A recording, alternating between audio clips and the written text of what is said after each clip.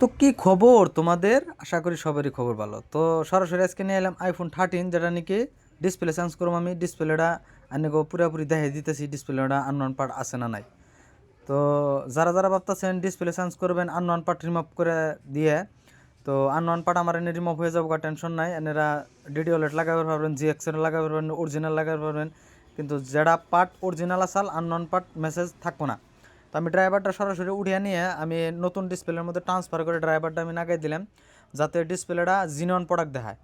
তো যারা যারা ভাবতেছেন যে জিনিয়ন প্রোডাক্ট লাগাবেন, তো জিনিয়ন প্রোডাক্ট আমার এনে পেয়ে যাবেন গা, টেনশন নাই। আর আমার এনে কম খরচে মোবাইলও কাম করবার নিতে পারবেন।